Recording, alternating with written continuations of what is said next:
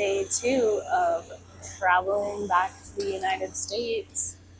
Hopefully, you can hear me because there's construction going on in the Manila airport. I just had to go. So the saga continues. I get off the airplane in the Manila airport and I'm greeted by a man with a sign with my name on it. And I'm like, ooh, I'm flying business class between Manila and San Francisco. Is he like picking me up to take me directly to the lounge? Is this like the VIP experience? Nope. Nope, it wasn't. It was the okay, you have two options experience. You can wait in basically the immigration hall and till the transfer desk is open at 7:30 p.m., which is 4 hours from when I landed. And there's nothing in there. It's literally the immigration hall. Or you can go through immigration, pick up your luggage, go to the departures uh, area, and then basically check in for your flight that you've already checked in for, that you already have bag tags all the way to San Francisco for. Uh, but yeah, go back and check your luggage again. And oh, by the way, that desk doesn't open till 5:30. So I have another hour and a half until the desks open for this flight. And I'm just sitting here,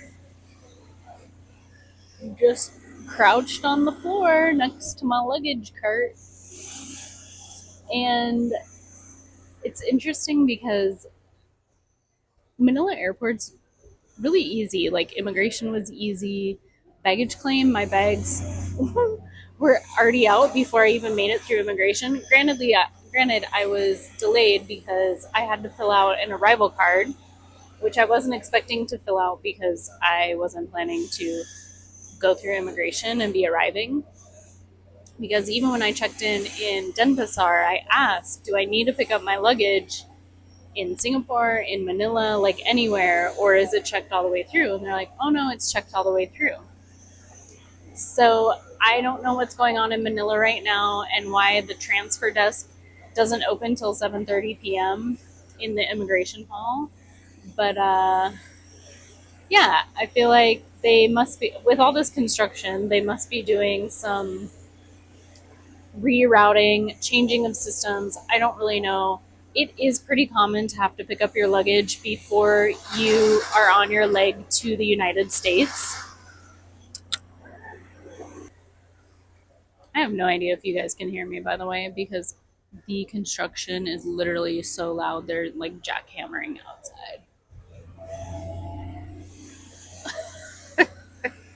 So I'll just hopefully keep talking. Hopefully it's getting my voice. So it is pretty common for you to have to pick up luggage in an international airport when your next stop is the United States. It seems like most of the time I've had to do that. There's a few airports I didn't have to do that. Even when it's checked all the way through, you still have to pick it up and then like take it through a scanner or another immigration desk, maybe not immigration, but like customs desk before you can recheck it to final destination. So it's it's exciting. I just can't believe how excited I was to be greeted by a sign at the gate. Like, whoa, someone is waiting for me. There's a sign with my name on it. I'm business class on this next flight. It's gotta be special. It's gotta be, yeah, he's gonna escort me all the way to Nirvana. And then I get the ultimatum. You have two choices, ma'am. Bad or worse. Which do you decide? Uh, I'm not sure if I chose the best one because honestly, um, It's so loud here and the lines are so long. It's super busy. There's nowhere to sit. Like I said, I'm sitting on the ground basically next to the departures entrance. So maybe the quiet immigration area would have been better. I could have just sat on the floor in there. Uh, thank Thankfully, I have 5 hours in Manila. I was planning on working, and I'm not sure with all this construction and waiting and rechecking in luggage and finally getting to a gate or a lounge uh, means I may only end up with 1 hour of doing my work instead of 4 hours of doing work. So we'll see how it pans out.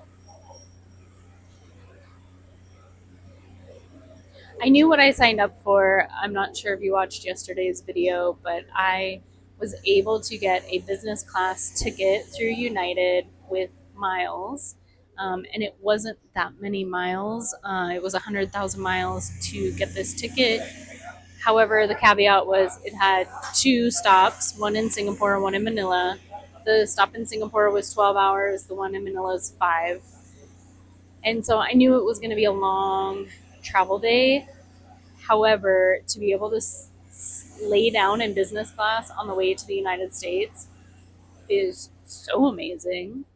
And that's not the only reason. There were other routes with shorter layovers, but for example, in situations like this, where you get to an airport that's under construction and a lot's going on and no one's really sure, it's good to have more hours to be able to take care of all the things that need to be taken care of versus like an hour and a half and you're literally running to the next gate and or going to pick up your luggage and missing your flight and all the things. So it's definitely one of those.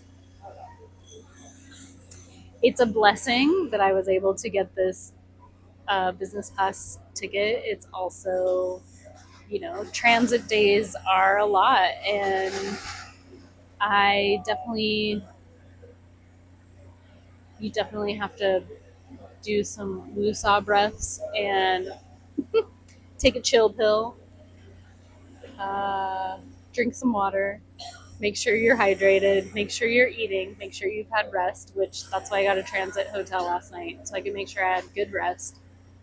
Uh, what is it? Hydration, eat, rest. Have you exercised? I did do some stretching this morning before I got on the flight.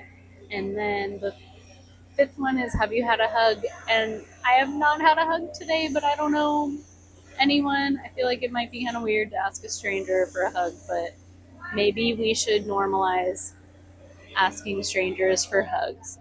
What do you think? I'd love to know in the comments. All right, that's my story for today. Hope you have a good one.